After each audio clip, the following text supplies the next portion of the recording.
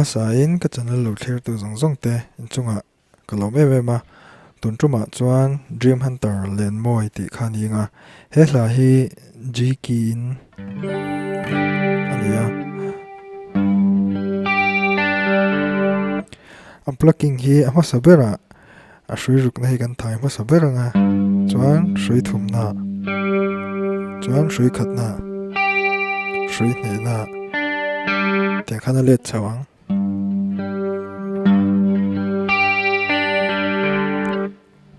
shui ruk na tang shui thum na hen kan zuk thai ma sabera nga chuan an to tin let chawang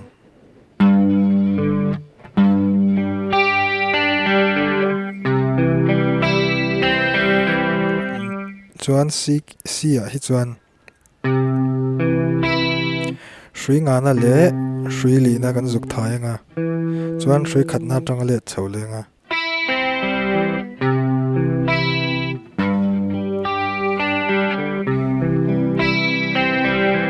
shui nga na le shui li na le shui thum na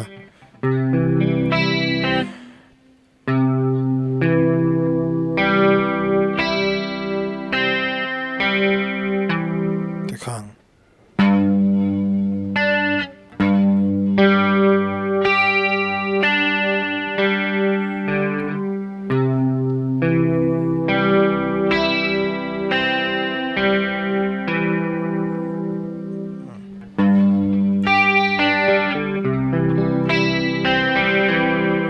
chuan C kan me ang che hian fret ni in kan son pheyang heta D a hian hemi chords chu D sus4 edit 9 ania C kan me ang che in danglam na pakhat ma lawa kan son phei ru ko tanga fret ni na hian chuan a open string hi kan tir bokanga chuan kutzung te in fret nga na second string a hian kan zuk met anga chuan kan thla nga fret thum na second string bok hi kan thai le nga te khan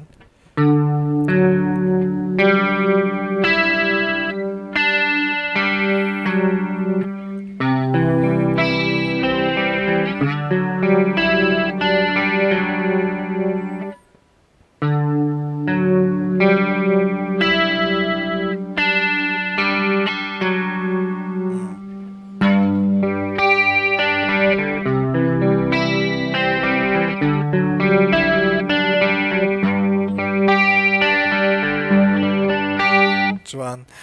a hma miang khan G a hian voi ni bar ni ang kan lut don le chu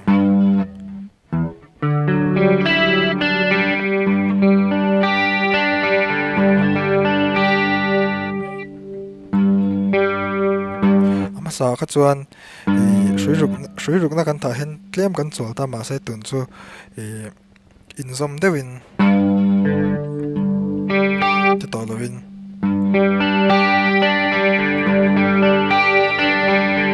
kan tiang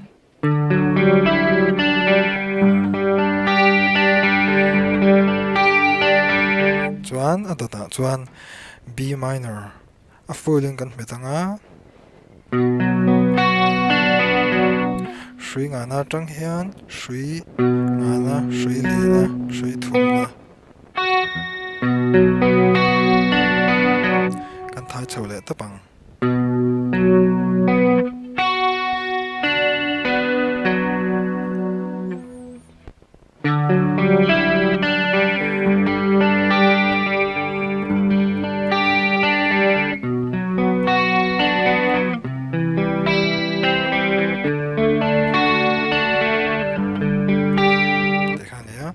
B minor trong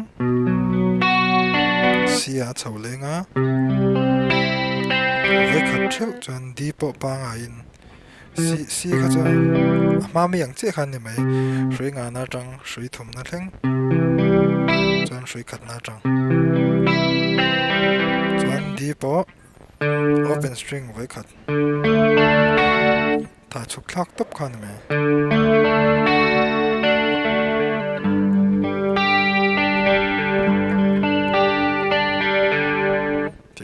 chuan a bul atang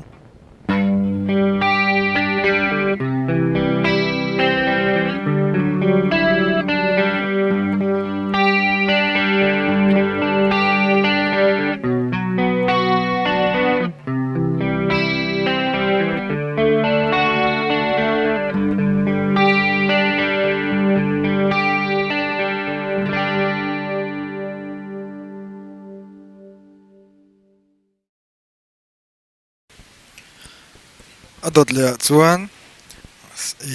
solo masa zawk clean section khan inga 19 fret ah hian kan petanga chuan ti kharang deuin chuan kan pull off ang 19 atang 15 fret ah hian chuan 15 atang hian 10 ah kan slide chukanga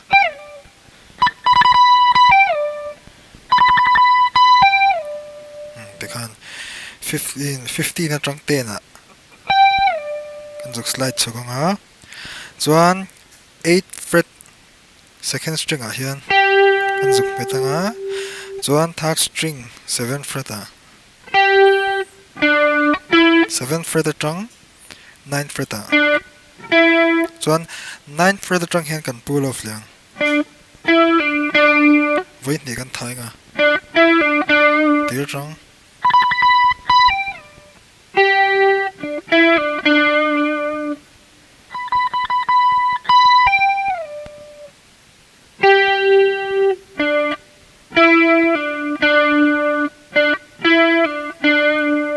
chuan 8 le 10 second string fret number 8 le 10 kan zuk thai ve veng chuan third string fret number pasari na tang hian pariat na pakwa na bok hian kan zuk hammer on anga chuan avoi ni na kha chung kan thayang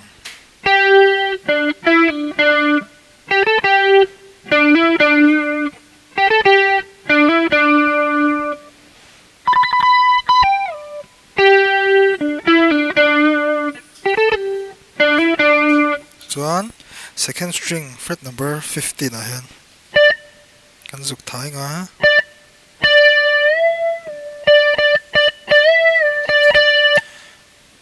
vai khat kan thai phatanga chanu vai ni na azuk ron chuk khale ri pokha om tu ne kan zuk benanga fulin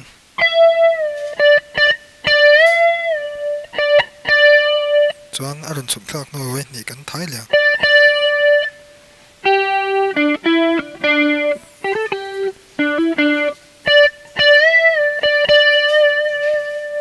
chuan second string fret number pasari na boken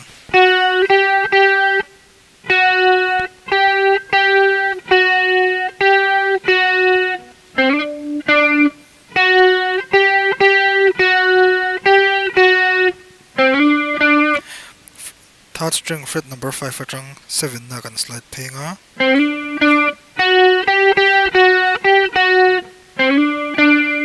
chuan 7 na atang bok hian 9 na kan slide phelenga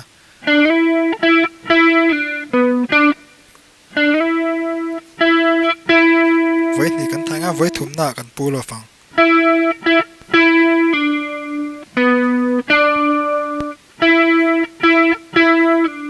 fourth string fret number 9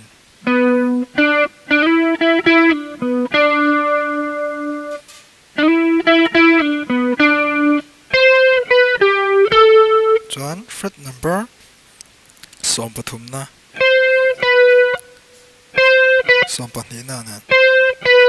chuan som pahnih na tang som pali na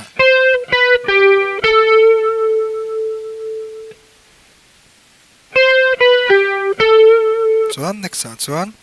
fret number som pahnih na third string ah hian kan thai lenga chuan second string fret number 15 ah chuan second string fret number 12 13 12 alet lenga 13 ari lenga 12 alet lenga chuan 12 to 14 chuan 12 le third string fret number 12 le second string fret number 15 na hi kan ti rik kopang tir tang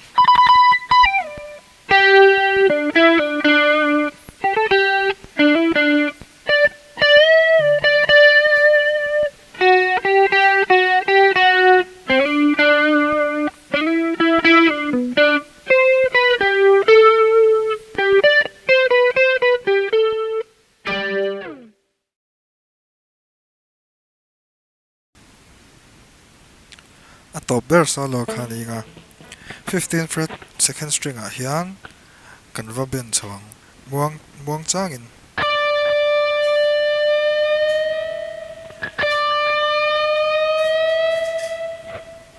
chuan kan ben chho khan a chho lo online kan pick lenga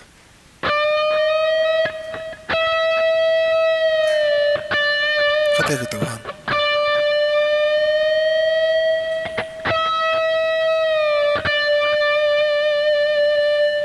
chuan fret number 12 second string a tho hian kan slide phang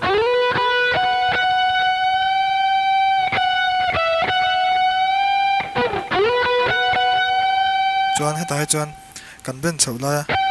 ti to lawin chuk lampang ri to lawin kan ti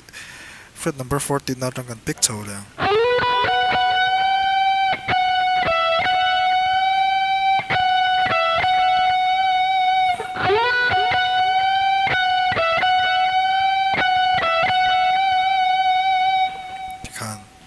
tir tang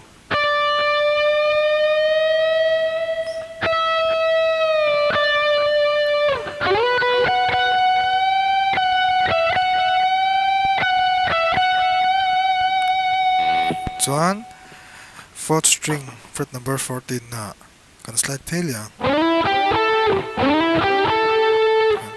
14 chuan third string fret number 12 chuan 14 na tho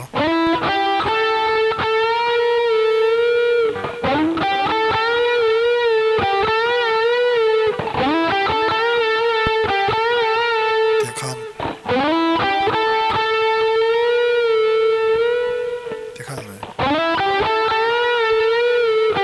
ta hian ti da na chuan ti ta ma se ti po hen ti the boin ti dan khane mai ma se original na kha chuan ta 14 na kan ben chho khan chuan kan thai lenga atlak thlak man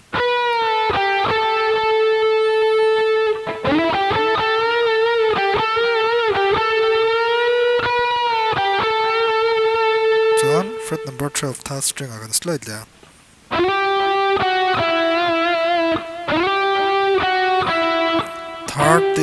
12 11 9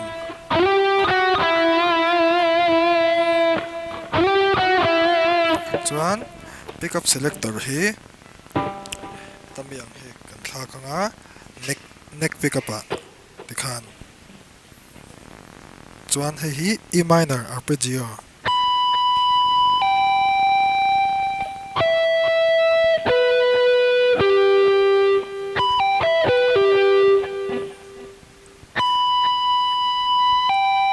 fret number 19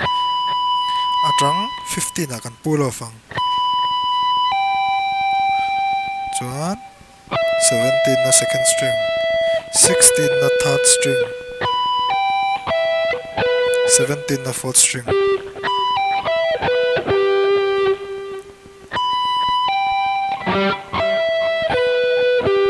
chuan fourth string 17 fret atang hian 14 fret a kan zuk slide thaliang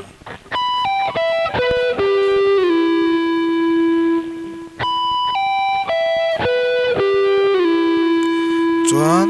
fifth string 14 fret a hian a chung che khana mai chuan fifth string 14 fret atang hian fret kwa na kan zuk slide thaliang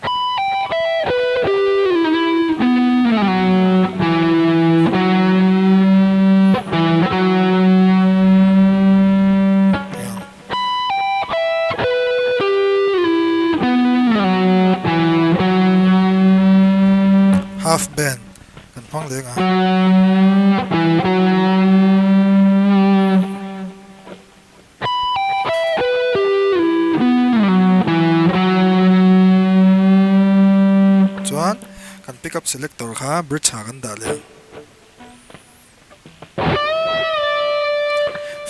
second string 15 fret a hen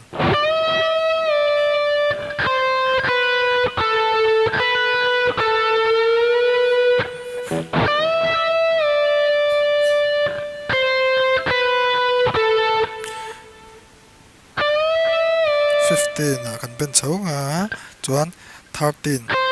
chuan 12 chuan third string 14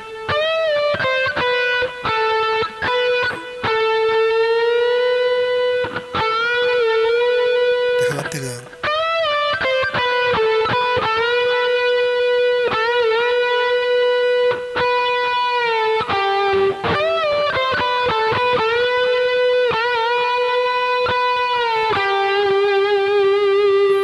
chuan fourth string fret number 14 a hian palm mute in engma va sustain lo tur palm mute vekin chuan staccato ang han kan per chut le 14 chuan 12 third string chuan 14 third string to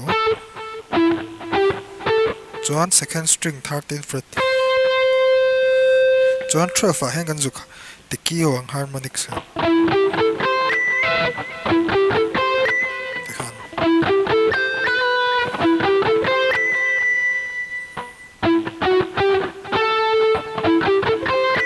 chuan ang hang chin ma se 11 fret third string ani to nga